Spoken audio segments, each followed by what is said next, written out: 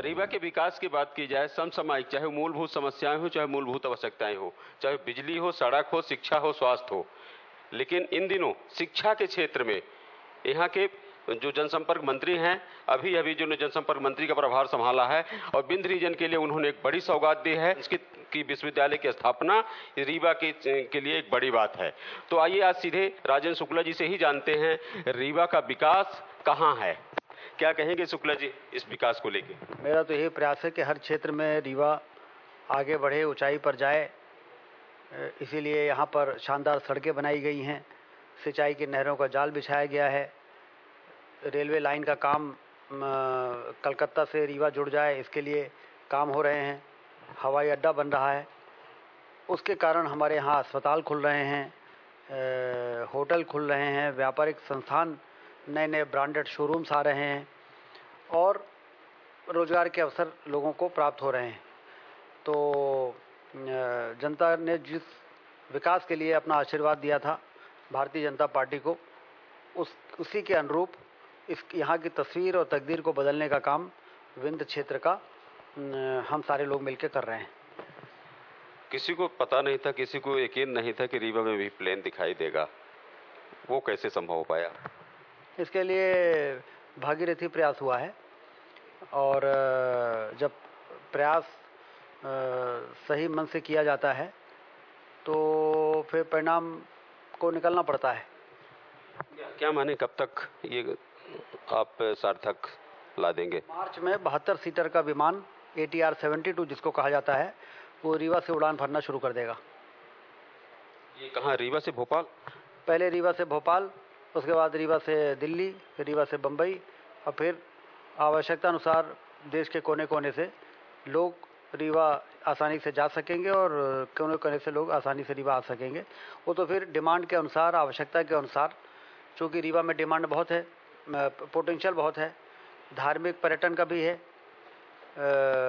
वन्य प्राणी पर्यटन का भी है, और अन्य पर्यटन के भी यहाँ पर सारे केंद्र हैं, वाटरफॉल्स है, और ये इंडस्ट्रियल डेवलपमेंट के भी बहुत स्कोप है। हमारे यहाँ ज़मीनें बहुत हैं, सिंचाई का पानी है, फूड पार्क आ सकता है। तो इन सब चीज़ों के लिए जब निवेश की बात आती है, IT पार्क की हम बात कर रहे हैं, हम फूड पार्क की बात कर रहे हैं, तो ये तभी आता है जब लोग पहले पूछते हैं कि हवाई अड्डा है कि नहीं है। तो इस कमी को हम लोग दूर कर रहे हैं, जैसे कि औद्योगिक क्रांति हो, पर्यटन की क्रांति हो, और उससे फिर शिक्षा और स्वास्थ्य के क्षेत्र में विकास हो।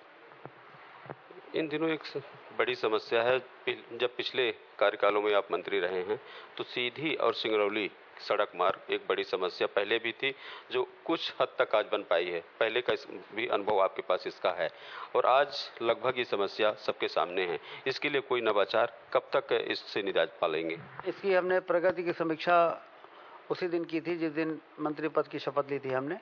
उसी दिन हमने बात किया था सभी अधिकारियों से, ठेकेदार से, कि भाई ये काम में जो धीमापन है ये कैसे तेज होगा, और लगातार इसकी मॉनिटरिंग करेंगे। और ये वास्तव में आपने सही कहा कि चौतरफा विकास जो विंध्य क्षेत्र का हुआ है, उसमें एक ही ये ऐसा ब्लॉट है जो परेशान करता है, सीधी से सिंगरौली।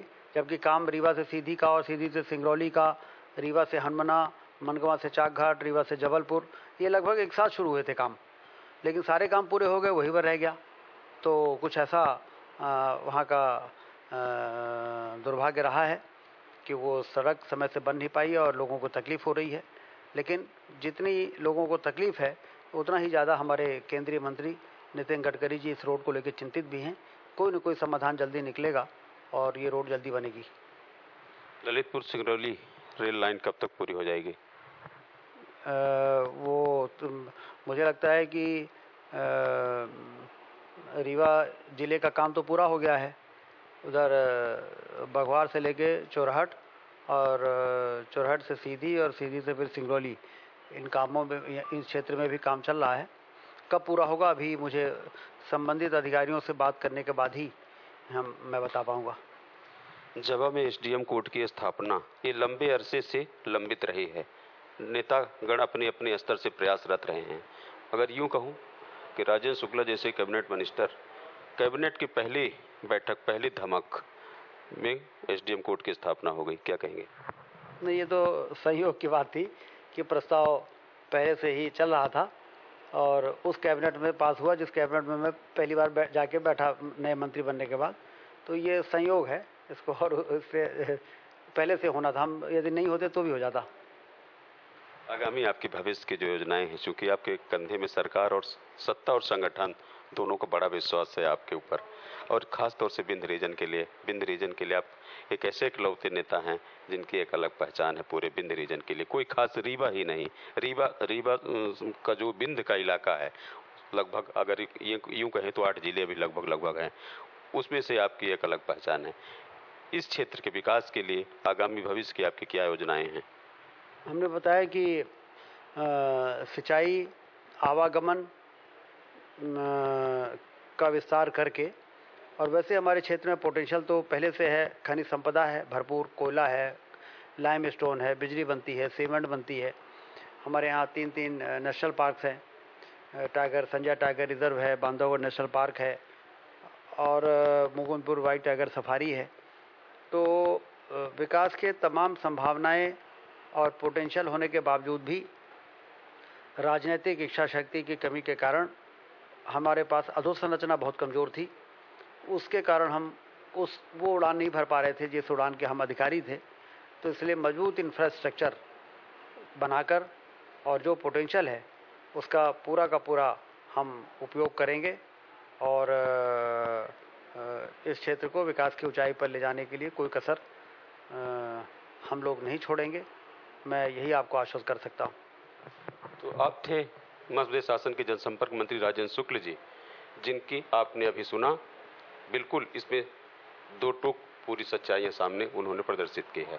और निश्चित रूप से जो विंध्य रीजन है, विंध्य रीजन के विकास के मामले में राजेंद्र शुक्ला जैसे चेहरे को नकारा नहीं जा सकता। अब पूरे आज की तारीख में पूरे विंध्य रीजन में उनका एक अलग प्रभुत्व है, कारण कि उन्होंने विकास किया है। तो अब बने रहिए आप इंडिया न्यूज के लिए। इस वक्त विंध्य रीजन के रीवा से मैं सचिन।